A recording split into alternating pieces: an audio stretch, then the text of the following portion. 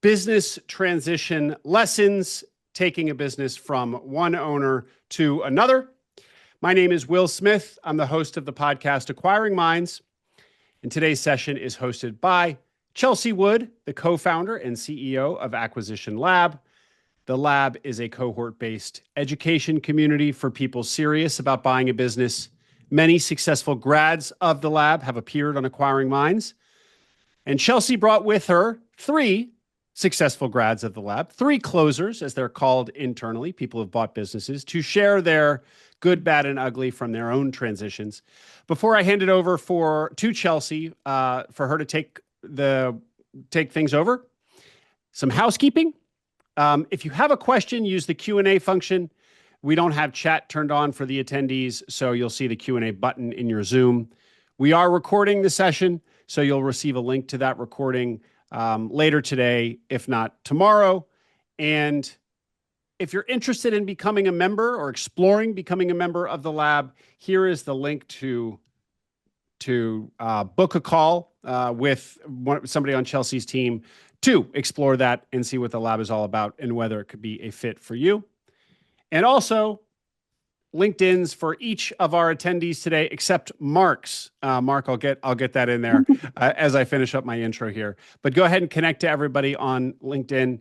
And I think that's it. Chelsea, over to you. All right, perfect. Good morning, everybody, and afternoon for some of you, I guess. But part of the office hours for me, my goal is always to be very tactical, right? I want it to be helpful to kind of move the needle. And this is a topic that's near and dear to my heart as I have been doing the transition and I manage transitions, and that's how I started in M&A, but I've been doing the transition of the merger. And I think that it's a kind of a nebulous like black box that many people don't get a good view into. And instead of me kind of talking to you about kind of in theory, this is what to expect, I thought it would be more helpful if I reached out to my beautiful community and asked, hey guys, does anybody have anything that they want to share about the transition? And I had an abundance of people respond. And so these three beautiful humans decided to come on and talk to you guys about the transition for them when they took over their businesses. And so I'm going to let them introduce themselves and talk a little bit about who they are and what business they acquired, when they acquired it, and what size it was. And then I'll just facilitate a conversation where they're kind of sharing their experiences. And so I'm going to have Chris start first, then Faisal, and then Mark. Go ahead, Chris. All right. Thanks, Chelsea. My name is Chris Farkas. I bought emergencykits.com in October of 2024, and the size of the business was about 3.6 million in top line revenue at the time I bought it. And I got to tell you all that if you are not a previous buyer and you're thinking about buying, you're crazy if you don't join the Lab. And no, Chelsea did not pay me to say that. I love you. You're so great. Go ahead, Faisal. Thank you. My name is Faisal Al-Harbi. I am the Chief Operations Officer at SPNO, which is a civil engineering and land surveying firm. It's about 40 people, roughly somewhere between 8 and 8.5 million in annual revenue. I forgot what the last question was. Sorry. When did you acquire it? When did I acquire it? Yeah. It was actually just about a year ago, like a year and 2 weeks ago. Aw, happy anniversary. Thank you. I love that. All right, Mark. Mark Cuthbert. I bought a company called RDH Environmental Services. I bought it same month as Chris, October of 24, and we were just sub 2 million in revenue. Awesome. Okay, so I think there's a little confusion probably that exists out in the business buying world as far as what happens. So you sign your closing papers and then you immediately walk into the business and announce that you're the owner, right? That's how it went for all of you. You just signed papers and then immediately walked in. Probably not, right? And so, but I think that's what's in everybody's head, right? It's like, oh, I close on the business and now it's my business, I go in. And so if you could talk a little bit, I'm going to start with Chris. What did it look like? So you signed your papers and then when did you actually step in on your first day as owner and what did that first day look like? Yeah, let's see if I remember right. I think I signed docs on Friday. The actual closing was like Sunday at midnight, I want to say. And then Monday was the day that we made the announcement to the team. Um, I had worked very carefully to choreograph a transition and announcement to the team with the owner, the seller. Um, my seller was great. We had a good relationship. We had literally scripted like 15-minute increments exactly what was going to happen. People were going to come in the morning, they were going to do some work, and then he was going to pull everybody together. He was going to make an announcement. He was going to meet with each person one on one. And we had scripted out exactly how much time that was going to take, what time I was going to show up. Um, I was going to do an all hands and then meet with everybody one on one. And 45 minutes into the schedule, it got completely blown up because we thought his activity was going to take us like 2.5 hours. And 45 minutes in, he texted me and told me he was done. And so, fortunately, I wasn't too far away and was able to scramble to get down there. Um, it was like drinking from a fire hose, right? The first thing is just meeting everybody and trying to establish first impressions. I mean, we all know the saying, and building relationships with people. But in addition to that, um, it seemed invariable that like crazy stuff is going to happen. I was telling Chelsea that the day of the introduction, I needed to transfer money from my loan banking company to my actual transactional banking company, and I was filling out all of the paperwork, and I accidentally put the wire account number into, or maybe it was the routing number, I don't remember now, into the instructions for the ACH. And for about an hour, hour and a half, I didn't know if the $150,000 that I was trying to send to myself had been sent to someone else that I was never going to be able to get back. And I've had moments of panic before, but that was a pretty big one.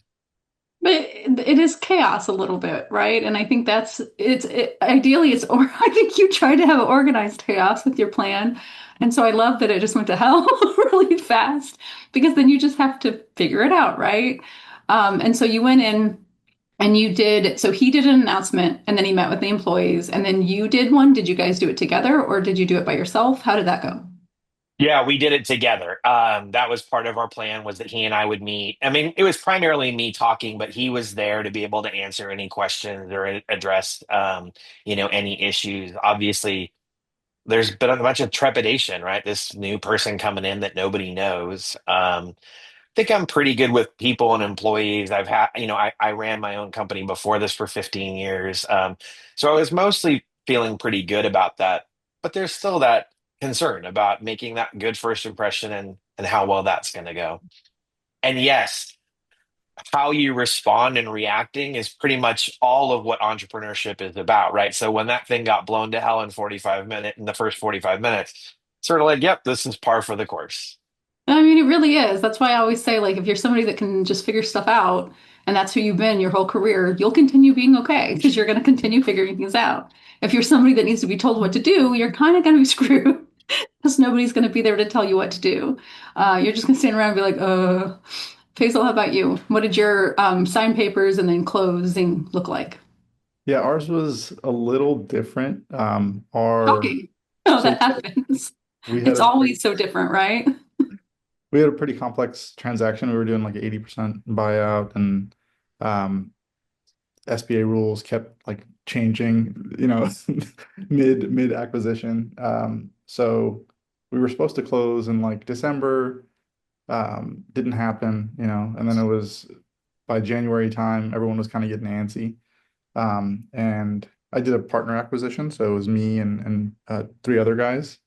Um, and I wasn't supposed to be the person being like the CEO or whatever. I was more supposed to be just like a passive investor slash strategic advisor, helping with sales, helping with system build out and things like that. Um, but our CEO moved to the geography before we closed, and actually moved into his new house and secured the lease and quit his job. And so there was like a gap of kind of a waiting period, waiting for the deal to close. So after a certain point, we decided to, convince the owner, who was kind of working part-time, kind of half like in and out of retirement, convince him that, he should just hire our CEO to start prior to close. And he thought it was a great idea. Um, in hindsight, I'm not sure how great of an idea it was. Like maybe it kind of gave us a little head start, but it was definitely like a little tense, trying to work in that environment while we're waiting on the deal to close and whatnot. So yeah, he made basically an email announcement to everybody announcing his retirement, introducing my partner as a new CEO. Um, he got in there, and then it was basically just like meeting with people and, trying to evaluate personnel, understanding kind of the org chart and who has what kind of capabilities. There's a lot of there's a couple guys that were leaving. So there was 7 owners total, and I think 2 of them were leaving. And so there was like a little bit of a gap to be filled, and understanding kind of personnel was, I think, the most critical thing because we needed to hire pretty quickly. But yeah, it was, definitely a little tumultuous, and it sounded like a great idea initially, like, okay, we'll get in there and we'll have like a head start and be able to, really understand the business. But trying to close a deal while you're working with somebody and somewhat kind of negotiating, some terms with and whatever, it's not always a great thing. It can be good depending on, I think, the personalities of everyone involved. But yeah, it was a little bit of a struggle. But Did the employees know when he was announced as CEO that you guys were buying the company, or was he just announced as CEO? no, it was I mean, it's kind of expected that we had some type of ownership stake, but it wasn't like announcement where everything was fully transitioned over. Basically, we had 7 owners. One of them was completely bought out, and the remaining 6 sold like a significant chunk of their ownership. So there was always like 6 or 7 owners in this business, like roughly a fourth of the company, maybe like a fifth of the company. So yeah, we weren't very specific about anything. Perfect. Mark, how was yours when you closed and then when you took over ownership? Yeah, sure. So we had a couple hiccups. So on the 30th of September, we went to dinner with like the administrative team, and announced that I'm going to be buying, but we hadn't signed papers yet. And then the next day, Tuesday, October 1st, bunch of things blew up, and none of it my fault or the seller's fault. So the landlord had a week ago announced that they were changing management companies. And so we couldn't get an updated release of the lease. And so that was a huge thing. The previous guys didn't want nothing to do with it because it's not their baby anymore. The new guy's like, I don't know what's going on, so huge back and forth on that. And then for some, it's technically a partnership. The owner owned 98% of shares. His son owned 2%. It's just there, for like estate planning if he were to pass or something like that. And so to facilitate the transition, I actually did a stock sale. And so I had to buy the 98%, and then my legal entity had to buy the 2% so that we could just preserve the partnership, and then I dissolved the partnership afterwards. And so the bank that I had put the money in for the 2% stared me straight in the eyes and said, "You can wire this money." And then on the day they said, "You cannot wire this money."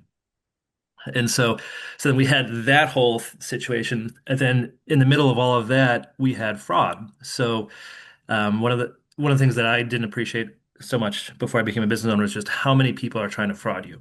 And so we had someone, I don't know, that hacked into the business broker's email, sent a follow-up email changing the wire instructions, and then even followed up with phone calls saying, "I am from so and so's office. Did you get the updated wire information?" And of course, I was on the lookout for anything weird, and so it didn't hit us, but it could have. And so someone was monitoring that website or their emails, knew that we were closing, and then was able trying to get in front of that with fraud wire information. So we didn't There's end up definitely we an didn't end up increase. closing until like the 2nd or 3rd of October, as we worked through all that. But There's definitely an increase in cyber. I don't know if anyone's noticed on cyber effort. Like we get phishing scams like 3 or 4 a day now, with like faulty attachments, and it's coming from all kinds of different accounts. And so that's something I hadn't really thought about when it comes to this, but it makes sense that people would be targeting the space. So I appreciate you raising that. And so once you did actually close,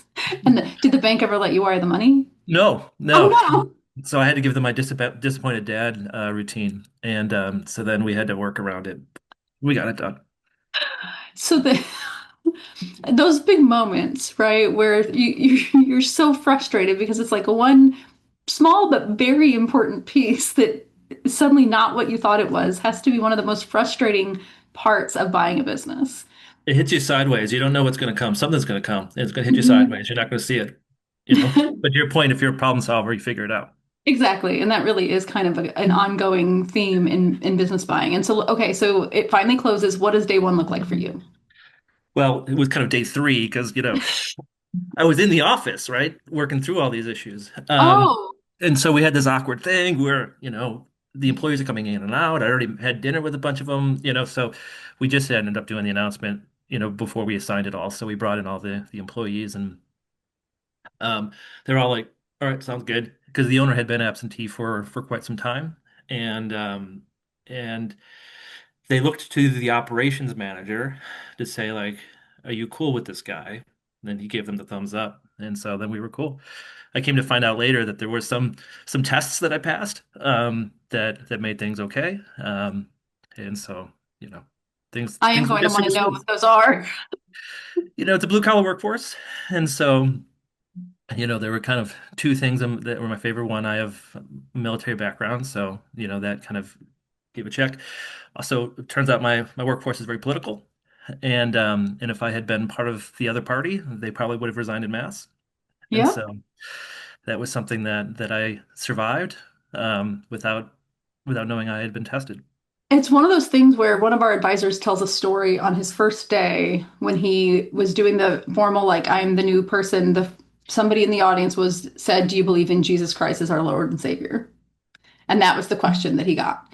And so I know it sounds kind of things that people don't think about that, but when you all don't hear me talk about this because you're not lab members, but when they hear me talk about culture clash, those are the things that create culture clash, right? It's like I don't think people understand that a buyer and a business can have culture clash just in something so simple. If they're used to a certain type of work behavior and you're suddenly something different, that can create a disconnect, right? And you do need to be mindful about that when you're buying a company. And that's why it's kind of important to pay attention to the seller and the characteristics of the seller and how, because that's going to then kind of trickle throughout to create the culture, right? Okay, love that. Where do you think you spent the most time in the first 7 days of owning your new businesses?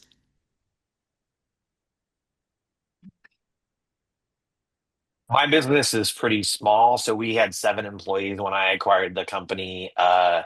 We had an operations manager who was doing all of the procurement, and the seller had an accountant who was doing a lot of the AP and the AR, but I didn't keep that accountant.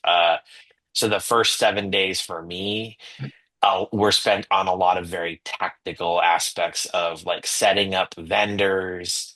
So, introducing myself to vendors and letting them know about the transition, having to communicate with customers with whom we had AR, in some cases needing to, ask them to change who they're paying. And in this environment, as you said, of fraud, that was somewhat problematic because they're on the lookout for that kind of stuff. But so much of my time in the first 7 days, it basically was either tactical stuff like that or it was relationship building with employees. Yeah, Anybody else? sorry. I was gonna say for me, I think a big part of it was just understanding all the reports that the CEO got. I mean, it's a pretty established company, so it's not one of those businesses where the owner really has to do any production work. Everyone kind of, there's project managers, there's designers, and everybody's kind of doing stuff. But CEO is really just getting reports from the controller, and then understanding what kind of behaviors to push on. So really just taking time to understand kind of the different reports and what they meant in terms of profitability. Maybe not immediate profitability, but like trying to predict stuff that's happening 3 or 4 months down the road. So that was a big undertaking for sure, especially like not having run a project-based like construction type company in the past, where there's like, you know, invoicing, AR, and then there's like a significant lag until like cash actually hits. So just really understanding kind of like the cash and how it flows through the entire, business from proposal created to dollar hits the bank account. And then understanding kind of like what levers to pull in each of those like buckets to kind of keep things moving. So that was like probably a good amount of the time, week one, and then also digging into the data of the business. So lucky enough for us, they had used like a ERP, the enterprise resource planning system, and it had all of our projects in there, total contract amount, contract remaining, work in progress, all that type of stuff. So really getting into there and figuring out, like the first thing we did was like pull a list of all of our basically customers for the past 5 years and just kind of charted out top customers and tried to figure out like trends on who was declining or, increasing or neutral. Um, and then, that gave us like a good base to start to kind of tap on the project managers that own those accounts and, push them to get in contact and kind of start to build a plan for getting the business kind of back on track, so to speak. So yours was a stock sale as well, or was just asset? Yeah, Yours stock was sale. stock sale. So Chris's yours was asset, and then Mark and Faisal yours were both stock. Correct. So you both took ownership of their bank accounts and all of that with the stock sale, correct? But Chris, you had established new bank accounts, correct? Yep. Yeah. Mark, did you have anything that you wanted to chime in here with before I move on to another topic? Just the only thing is after we finally closed, I pulled the two managers in and said, okay, so what do I need to know that didn't come up during diligence? That was kind of like one of my first questions to them. And they said, oh, here are the things. And so, that in some sense became my immediate to-do list. There was some things that probably took about a month to work through that list, but there was some pretty big meaty things that I don't know if you would have ever found in diligence, but there's always stuff and I'm getting on. curious. What were they? You keep giving us like the teaser, and I just want to Sure. keep asking more Yeah. questions. So like, this employee needs to be fired. And, like almost all of our business is on 3-year contracts. And oh, by the way, they're all due. And so, um, that decision's going to drive a significant amount of my revenue for the next 3 years. Um, uh, this client here, which was like one of our biggest clients, we need to fire them. Like there was Oh, just, Jesus. it was just one of those things. And look, I didn't have a lot of concentration, but still I'm like, okay, so I'm going to fire one of my biggest clients. I have to lock in pricing for the next 3 years. I don't even know, you know, like I don't have to log into the bank account yet, right? And so, and just kind of just create your to-do list and just go through it, get it done. What do you think took the longest that you didn't expect? So, like for me, the biggest time suck on this integration, well, two, and they were both payment accounts, right? So, when you have a new payment account, and I know you guys didn't go through this, and maybe Chris did, there's a lot that has to go into account because it's a new account, and payment systems don't love new accounts, right? And so for us, we're a big ticket item, and so they froze our account to ensure that we were actually not defrauding people. So we had to have them talk to customers and make sure we were delivering on the service we were providing. And like took me 7 hours over 2 weeks to get our account unlocked with PayPal. Stripe's a little bit easier because you can do things to kind of warm them up so they don't freeze your account, but it's a common occurrence with new accounts, right? And so I didn't expect to spend 7 hours of my time across 2 weeks with PayPal on the phone, right? And so what experience like that was a time suck that you didn't expect? I think for me, the biggest thing is we had no financial controls, and that was a surprise. And it's one thing about signing checks, whatever, but there was also automatic payments loaded into QuickBooks. And so anyone, could just go in and just drain my entire bank account to pay themselves. And I couldn't figure that out. And so that took me forever. I had to upgrade the QuickBooks subscription. I hired someone on Upworks who was a QuickBooks expert, and they're like, I don't know. And so like it probably took me a huge amount of time to figure out how to put in the appropriate approval authorities for me to be able to approve money before it leaves QuickBooks. That was unexpected. That's a good one. Yeah, QuickBooks is sometimes just working through the layers can take a really, really, really long time. Faisal, Chris, anything? Um, I guess the one thing that kind of took the wind out of our sails, or one of the things, I guess, was we joined and like I think day two we had like an internet outage, and nobody could access any of the network drives, and we do construction drawings basically. So all of our time is spent, we need to access these like huge files and make adjustments to them. And our home builder clients are, you know, always like impatient. So that was kind of the biggest thing was like, oh, the internet's down, no one can access network drives. We have 40 people, at a we're basically like our average bill rate is like I don't know, somewhere in like the 150 to 200 range, depending on where you're at. And it was like, I just like quickly did the math in my head, like 40 people times 200, like times, each hour. I'm like, oh shit. Um, so that was something that happened like a couple times. And basically like our MSP, our managed service provider that they had at the time, I don't know, I guess with IT MSP guys, they don't always feel appreciated. And maybe there was some history with how he was treated or whatever, how that vendor was treated. But he was like not in a good mood and basically was like, we emailed him, he didn't respond fast enough. Our CEO sent like a message that was like kind of a little stern, and the guy basically replied with like, I'll let you go fix it yourself, like if you want, like.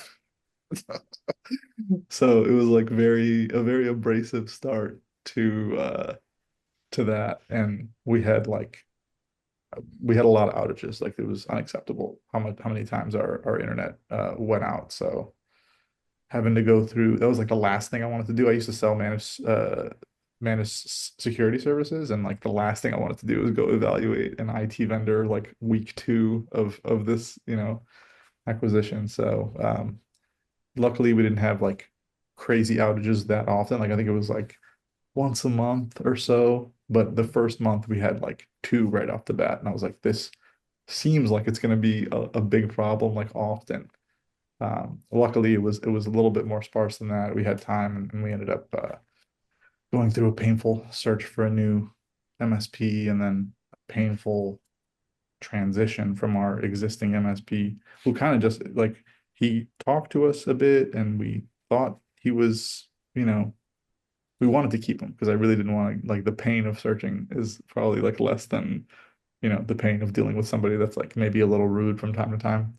So I was hoping we would keep him. He came into the office a couple times, and things seemed good. And then one day he just stopped responding to everything. And we were like, okay, we have to go find an MSP. So yeah, that was probably the biggest, like in terms of like time spent and like not really much gained from it other than like business as usual, things are going. That was probably it. That's the hard part, right? Is like you have kind of what happened with Chris in your plan, right? It's like you build a plan and then your plan goes to hell because things happen that you don't expect. And so you spend all this time and energy problem solving and at the sacrifice of what, right? What weren't you getting done that was part of your plan? Chris, anything that you spent more time on than you thought you would? That vendor setup that I talked about was like a really big thing. In some cases, like I was having to put personal information on there, so it wasn't something I could just hand off to one of my team members to do. I think the other thing was maybe learning all the systems, right? Again, we're a pretty small team, so a lot of what I needed to be able to do is if somebody called and people were busy, I could pick up the phone and actually answer questions about orders and stuff like that. And just going through and learning all of the different systems that we had and were using, took some time as well. And I'm a tech guy and picked those things up pretty quickly. It still took a fair amount of time. Is there anything that you guys were worried about before closing that you realized didn't actually matter post-close? So is there anything that you were like, oh, I don't know how this is going to be? And then after, like for me, I always think of, as a kid, I was really scared of quicksand, when in reality, I should have been afraid of email. Because that's like the adult version of quicksand. So is there anything as a first time buyer you thought was going to be a big deal and it actually wasn't? I guess is the question. I was afraid Um, around capital investment. We had vehicles, we have, flow monitoring equipment, sampling equipment. Some of it was pretty aged. You're like, okay, well, if this all hits in Q1, or Q4, like in October, if it hits within, because I didn't get any of the AR, so I didn't get any of the working capital. So if it hits before that engine when I'm actually, making money, I'm going to be in trouble. And to date, we haven't really made much capital investment a year and a half later, so that's saved me. And I think that's important to recognize, like, and we talk about this in the lab, like sometimes things feel like a really big deal, and you have to ask yourself, is it possible or is it probable? Right. And like looking at the useful life of the equipment you're buying and how well it was maintained will tell you whether or not it's a probability that you're going to have to put money in, or if it's just a possible risk that you're freaking out about that's not actually going to be that big of a deal. So I appreciate that. How about you guys? Going in, we had an issue with, our transaction just out of the gate, which is that the owner wasn't doing true cost of goods accounting. And so his cost of goods, looking at, the P&L, his cost was what did he buy that year? Not, what was the cost of the goods that he sold that year. And so it would actually made the transaction pretty difficult to be able to actually figure out what the profitability of the business was. I have a background in operations management, so I was able to get to a point I was pretty comfortable with. But I knew it was something that I wanted to fix as soon as possible. I was really worried about where it was, even though the business was, I was confident was profitable. Just understanding that was something that was very important to me with my background. Um, it was something that was very much on my mind and something that I thought that I would fix in Q1. It took me almost an entire year to get the systems and processes in place to actually have like a true, reliable cost of goods accounting. Oh, I love that. I love that. So I feel like that's a common, and we hear it consistently across all lab members after close is like, I was going to do this by this time frame, but this took this much time. And so I think it's important to recognize like anything you think you're going to do in Q1 is probably not going to happen. Especially if you You're rely on your team for it, right? Because you can't overburden them. Because correct. typically you're a small business. It's not like people have a lot of free time. You're usually understaffed, and then you come in with like, "Hey, I'd like to change the system." They're like, "Okay." You only get a couple of those, right? So you might have a plan around all the improvements you want to make, but you have to actually, ration them out. Yeah, I would say in Q1, the only thing that should be on your list is like keeping your head above water. Making sure your money is coming into the right bank account is it's really priority number one, and that it's Yeah. leaving to the right accounts is, priority two. And your employees are getting paid, I guess, is the absolute number one thing on your list. Basil, you got anything?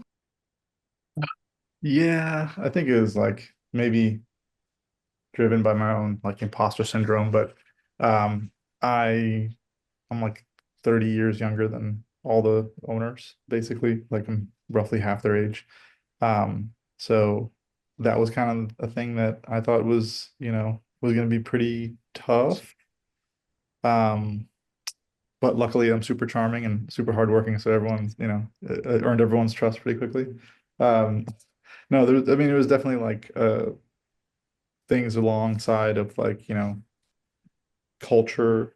I felt like I was maybe the whole buyer group is a little different culturally. Like we're all Iraqi, Middle Eastern. I think the majority of the company is predominantly white, with the exception of like a couple people here and there, like San Diegan, raised here, and we're all like from the Midwest, and um, yeah, just like all those differences that I thought were going to be issues. I think ended up not being issues because I think we made a significant impact year one. We opened up like a new business line, spun up like the equivalent of like 20% additional revenue, things like that. So we earned a lot of trust, I think, in the first 3 to 6 months. And Yeah, it was definitely like a top concern of mine, and then it ended up being fine.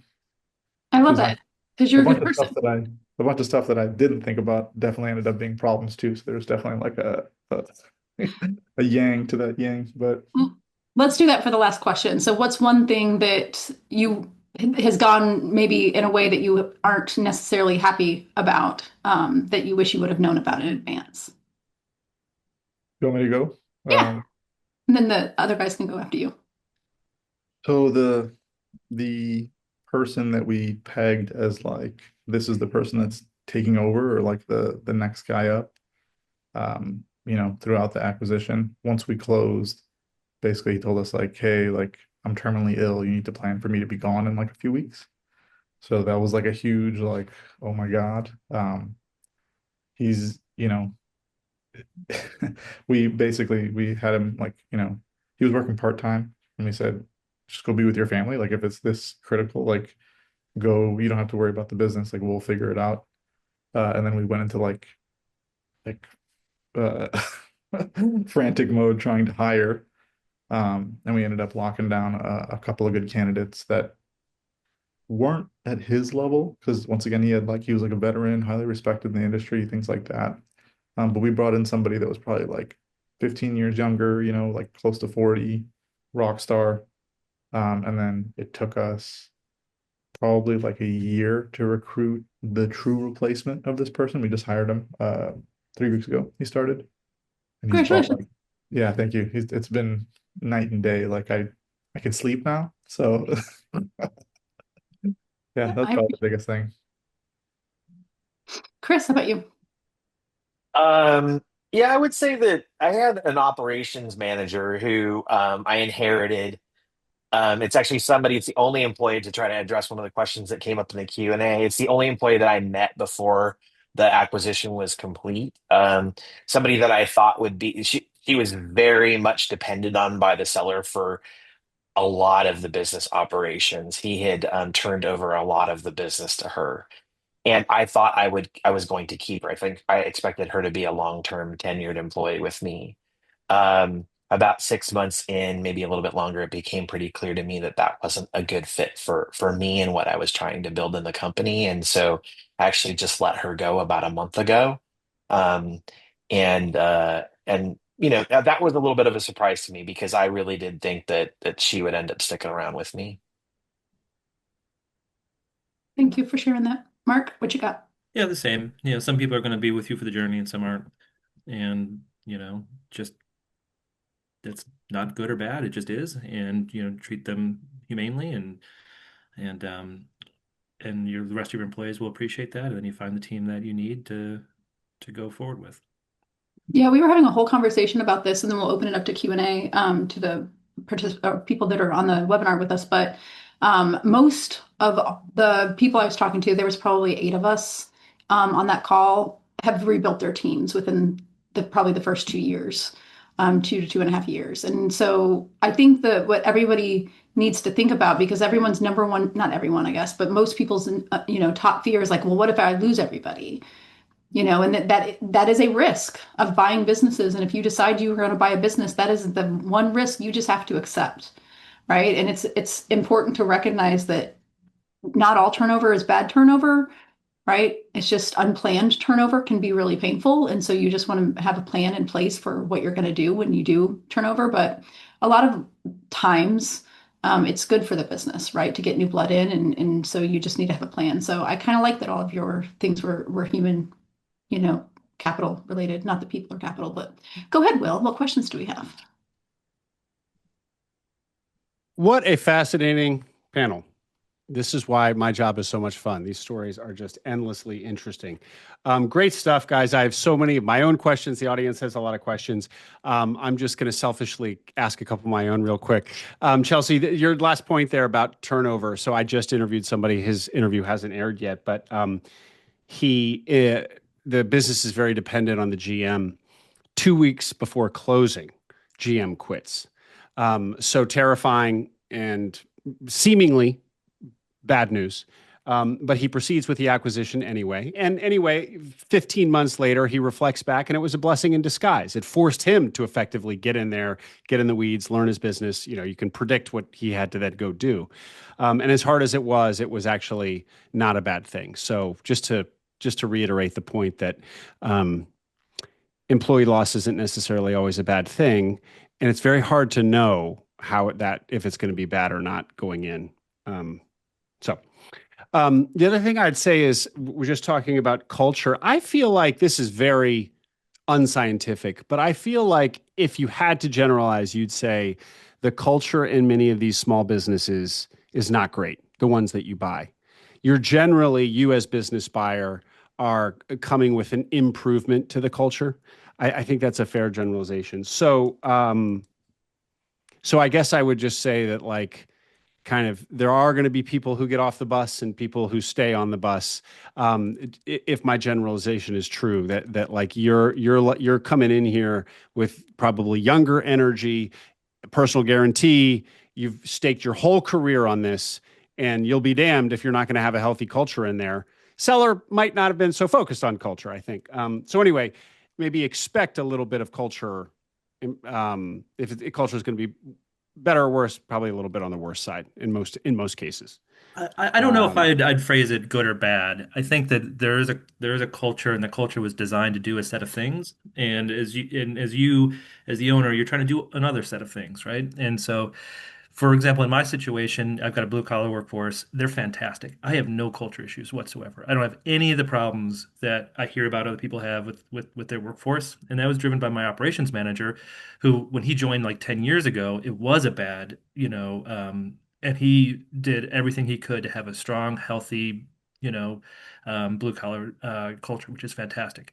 My office side, they were designed for, a paper world, a slow moving world, an owner who was absentee, so they didn't like having questions asked, all that kind of stuff. And it worked. Don't get me wrong, it worked. But then, when we had to move around, I've turned over almost my entire office team, and I've not done anything for my field team. And we just needed, they were, good workers and all that kind of stuff. It's just designed for a different set of priorities. Great clarification. Yeah, it's very, I should have said there's likely to be a culture change one way or the other, because as you just said, Mark, put it so well, that the culture of pre-you was probably just set up to achieve different goals than post-you. That was a beautiful way to say it. Yeah. I do think, though, that what you said, Will, is a bit true, is that very frequently, right, oftentimes you're buying from a founder, right? They are not as mindful or conscientious about managing a particular culture. And typically when you come into a business, you're thinking of a little bit differently. And so you're being mindful of the culture that you're wanting to build, or you should be if you're not, right? Yeah, it's true. Another culture question, everybody. So this is a big thing. So Mark, that test that you passed, that was 50-50. Mm-hmm. You could have got, if you had just voted the wrong way, there goes your entire, you fail the test. The threat, anyway. Like, would they have actually? I don't know, but yes, the threat. Right. And then Faisal, you talking about coming from the Midwest, you guys being, I think you said Iraqi or immigrant or whatever, not the San Diegan white crew that was working at the company. Culture change. I just had a pre-call yesterday with somebody who moved to a 7,000 person small town in Colorado, eastern Colorado, very rural, and he lost everything, lost the business, filed for bankruptcy. Terrible story. And he basically puts all of it on the fact that he was rejected as an outsider in this very small, close-knit, incestuous, figuratively speaking, everybody knew each other sort of thing, community. And I'm not trying to be urban versus rural here. It just is. It was very different. And he was not some like New Yorker guy who'd like never been to rural America. He was like, he's been in a lot of different contexts, but this one was just very different, and sort of the body rejected the organ. He was the new organ, right? So anyway, question is, or I don't know if there's a specific question, but how do you diligence that? Yeah, I mean, it's tough to diligence it, right? It's tough to kind of like ask pointed questions. Right.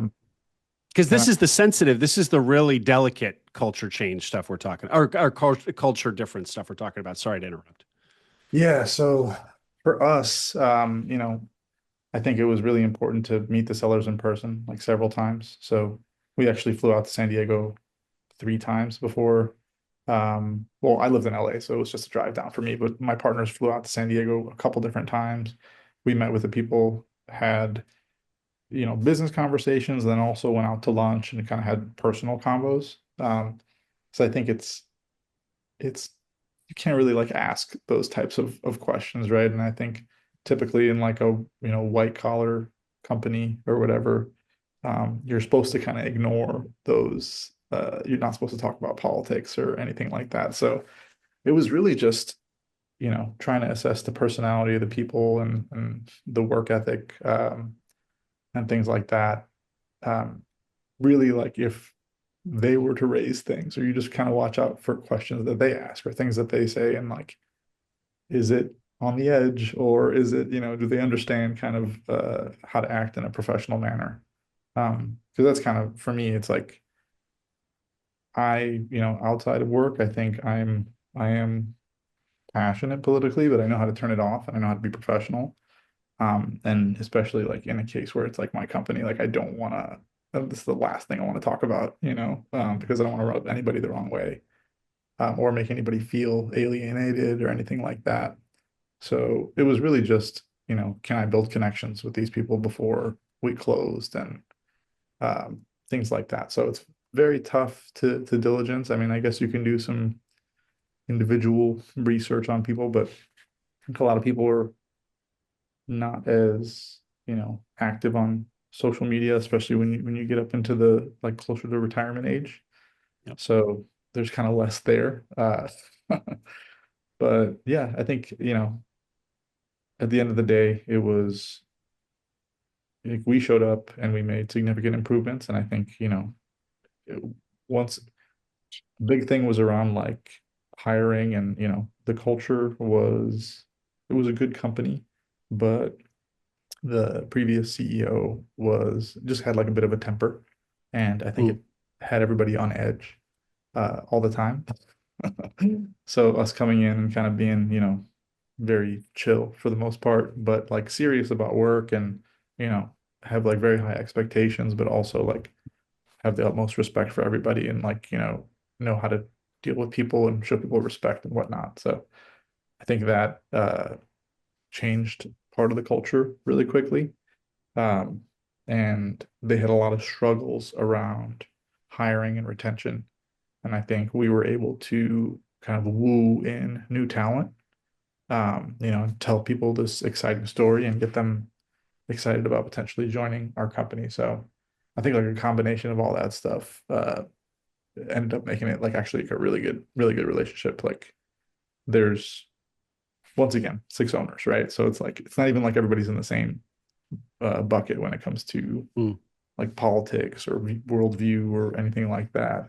But yeah, I think it was overwhelming. Seeing it from an outside perspective, you think things are going to be a certain way, and then you get into it, and it's like, hey, everyone has their own thoughts and feelings, and Mhm. you agree with some people on some stuff, and then also disagree with them on different aspects. So nothing's ever as clear cut as maybe like the two political parties in this country want to make you believe it is.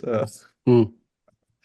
So For yeah, sure. it's a lot of like it's all personality stuff, and I think it's stuff that you learn after dealing with people and having experiences. Like it's tough to read a book and figure out, how to read somebody, and how much to invest into certain aspects of their personality. So I think you just need to look at everything like a data point. yeah, Well, like Yep.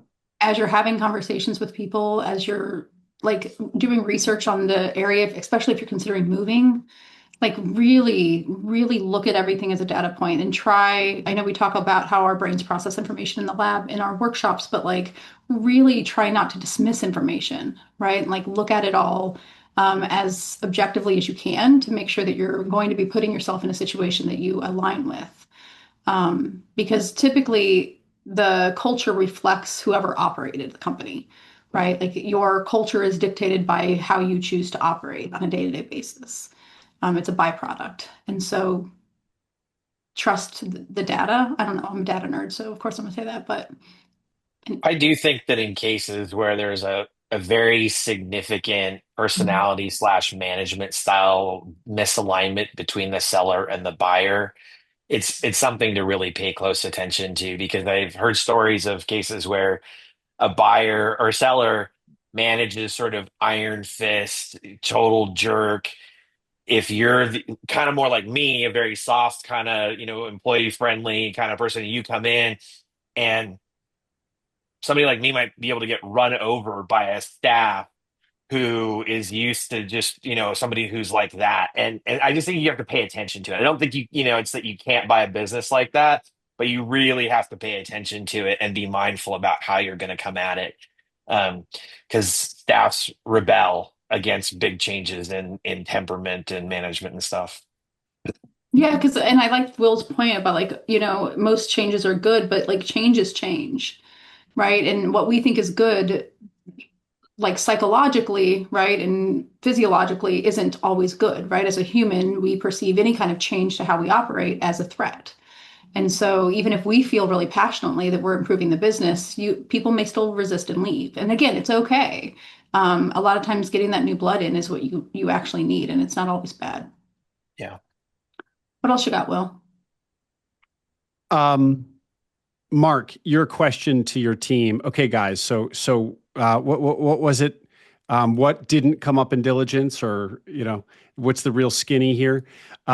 Did you share with them some of your own concerns that you'd seen in diligence and said, "Hey, I was concerned about X. Should I have been before you tell me why?" Sort of thing?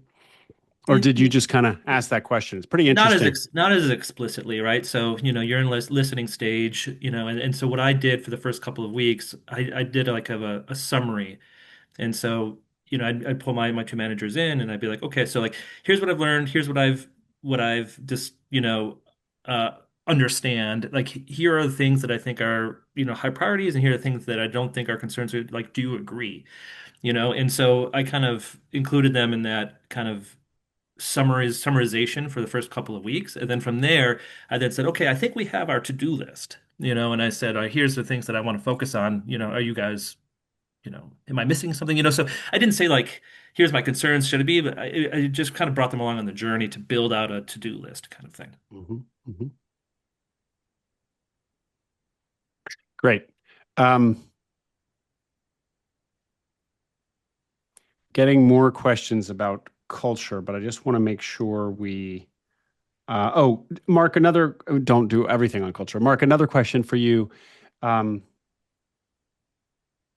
I'll blend two questions together. So Pia asks basically, so a lot of the theme of today has been, you know, everyone's got a plan until they get whatever punched in the face, whatever. Like, The old and times. so it's kind of like, should I even plan? Like, it's so unpredictable. Is it worth it? I know the answer, of course. Of course, there's another great expression, isn't there? That's like the exercise of planning is really valuable, even though the plan is useless. I'm Yeah. butchering it. Somebody put it more poetically than me. Anyway, but respond to what's the point if it's all going to be so unpredictable? I think I did not have a Gantt chart plan, and I think some people do. And like, here's what I want to do. For me, I had a principles-based approach. Like, all right, a year, 3 years from now, here's where I want us to be. Then it kind of like, okay, so I know that I'm going to have to upgrade systems. I know I'm going to have to upgrade, processes, procedures, et cetera, et cetera. And so I kind of came in with the philosophy of, and I can't remember the exact quote, but like, if you find a fence in the middle of the field, you don't know why it's there. Like, you should probably understand why it was built before you tear it down. And so they're doing some things that are really weird.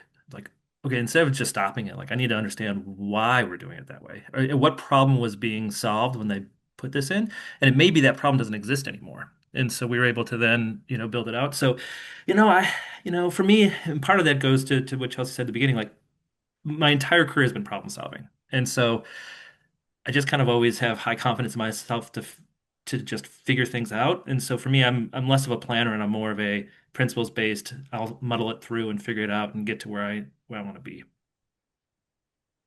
I do think that the planning is important in the sense that, um, you know, 80% of stuff will probably go kind of like you think it's going to go. And so if you have a plan for dealing with as much of it as you can, then what you actually have to deal with is the stuff that didn't go the way you expected it to go. We're helping people prepare for emergencies, right? One of the things that's known now with a lot of the research is that if you talk about and think about what you're going to do in various emergency situations, like a fire in your home with your kids, what if there's a fire here? What if there's a fire there? Then when something actually happens, you're reacting and you already have sort of plans in your head that you're reacting off of. If you have no plan at all, then you're scrambling to try to figure things out in the moment, and that's a much harder thing to do. Interesting. That makes a lot of sense. And I guess that's the point of just like there's value in the exercise of planning, even if the plan you then, even if what you do is not any of the plans.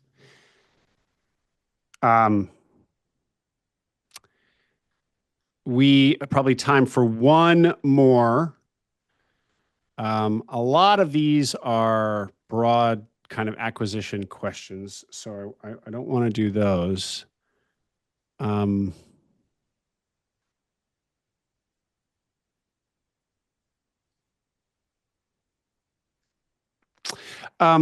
This is a bit in the weeds, Mark, but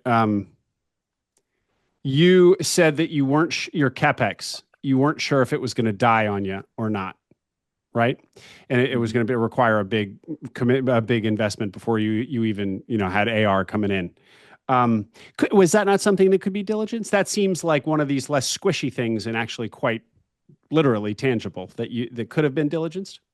So you've got a fleet of vehicles, right? And so do you bring in a mechanic to go through them? Do you try to find maintenance records? I mean, that's one of those things I think in theory could be diligence, but in my experience, like how do you facilitate that? Like how do you take these vehicles off the line and send them to go get a maintenance check without the whole team knowing what's going on?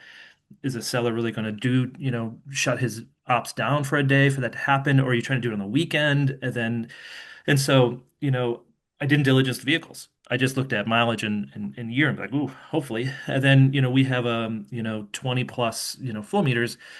Like there's not really a big secondary market for that. Like there's no mechanic that can go take a look at it. Some of them are dated. How do you diligence? That's Yeah. probably, a significant dollar figure in that if they're actually not working and they say they are, like that's another Yeah. issue, right? And so at some point you just got to take that jump. And so, you just jump and pray that your equipment holds out until your cash flow's coming in. Well, Yeah. and we've had members buy similar businesses with like that kind of equipment and asking for maintenance records, asking for, that they be inspected. We have had members do that. So you can absolutely diligence the equipment.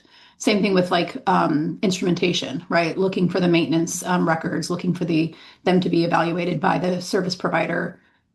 So these are things that you can do should you choose to, as part of your diligence for sure. Well, and I think some of the, what we call diligence is like checking to see where the business is. But part of that diligence process is understanding like what you're up against. Like it's very rare that 30 of Mark's vehicles are going to go belly up the same year, but to know what his situation is going to be if they do is an important part of that diligence. It's like your contingency planning. And Guys, let's do one. everything's a choice in diligence as well, right? So I chose not to do that. I could have forced the issue. You only have so many relationship chips with the seller that you can draw on, and I chose to use mine on other diligence items than that one. That was a choice. Yeah. Yeah. Good way of putting that. Okay, let's do one more quick round, guys. If we can keep you, we're already 3 minutes over. Awesome. So on change, the almost inevitability of losing some employees. Did you guys talk about any employee exits that you experienced? How did you manage it? How did you message it? Faisal, you want to go? As in like employees like leaving voluntarily or Yes. involuntarily. Yes. Like, and especially like during the transition, Yeah. So or we voluntarily or not. I mean, basically, yeah, voluntarily or not. so we had a handful of people leave. Probably like not including the seller and the head of engineering who we asked to kind of take a step back for his health. We lost three more people after that. So basically like four, I guess, if you don't count the retiring seller. Um, and it wasn't too much like it wasn't anything out of the ordinary. I mean, the one of the employees we had to fire, and I think everyone was kind of telling us we needed to let him go. It was kind of like the first thing that was put on our plate when we took over. It was like, hey, we need to get rid of this employee. They have X amount of experience and they're taking 3 to 4 times as long to do each deliverable than somebody who's whatever has half the experience and whatnot. So we kind of just framed it as like, hey guys, like there wasn't too much explanation that needed to be had there, but it was we just have a high standard for the work that needs to be done, and we can't uh we have to bring in people that are raising the quality of the work product of the construction drawings. um and so it's not fair to the rest of the team to have somebody that's underperforming there, because essentially like they're eating at their bonus, and it's just doesn't make sense financially. Unfortunately, this is a business and we have to operate that way. And then we had couple surveyors leave. Actually, we had a surveyor and a surveyor in training both leave in like the same 2 weeks. And that was kind of a disaster initially, because surveyors are like unicorns, especially in Southern California. They're like almost it's they're harder. I thought civil engineers were going to be the labor shortage and kind of the tough piece to tackle, but turns out surveyors are way harder to find. They don't even have LinkedIn. So it's like it like makes it twice as difficult. So they left. I mean, luckily, um, I think it was a blessing in disguise, because they were out of the other office and it gave us a chance to unify operations. So I guess some context, we had two offices and they were basically run as like two separate companies. So, we're putting together the same drawings, we're doing the same stuff, but like the process and how we deal with customers and how we organize our files and send our deliverables out, and like the quality of like the branding that goes on and everything, two totally different companies. Like the only thing that was the same was the logo that was on each one. Mm. So, and he was the head surveyor out of the other office. So it was kind of a blessing in disguise, because it allowed us to uh, shift the oversight of that business unit over to somebody that was in our office and that was like a rock star. So I think it was, the communication there was like, hey, this sucks. Definitely, we it's unfortunate that we lost this person, but um, it's a blessing in disguise, because it gives us a chance to roll things up under one person who is the most profitable project manager in the firm. And then kind of figure out how to build the survey unit under his model so that we have like scalability across both offices. Thank you. Chris? Yeah, I didn't let anybody go or nobody quit in the first, like, what people would typically call the transitionary period. Although your question sort of prompted this notion in my head that I'm not sure that the transitionary period is over until that happens the first time. Hmm. Because it's sort of a Mhm. test, right, of like culturally, like what happens within the company. The person that I let go a month ago has a long tenured employee, 8 years with the company.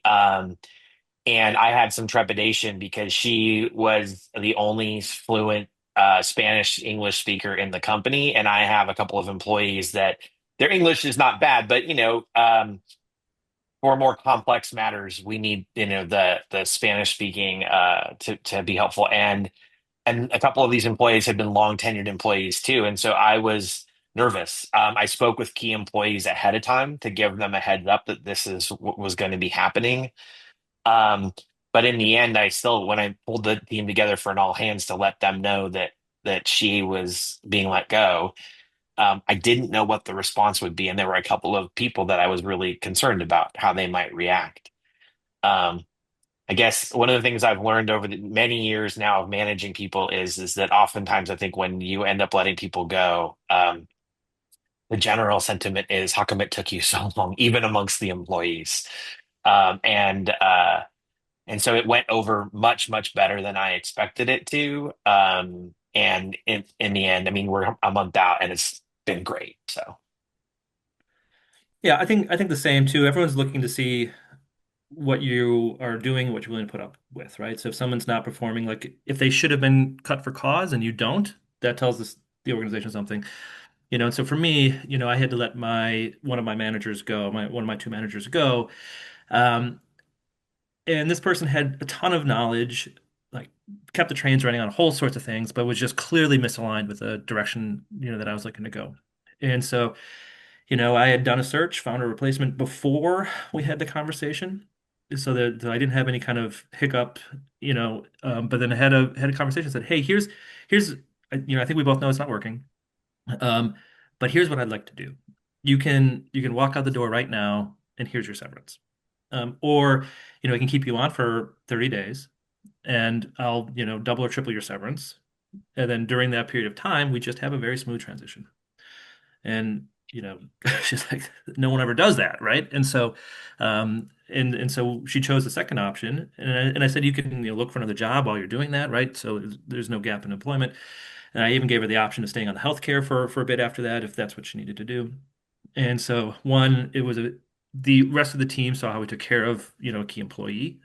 Two, we had an extremely smooth transition. And then three, on the occasion that we need help on something, she answers the call. And so, it's just kind of, you're not, if you're trying to save money on the termination, like you are losing, perspective on the bigger piece of the pie here.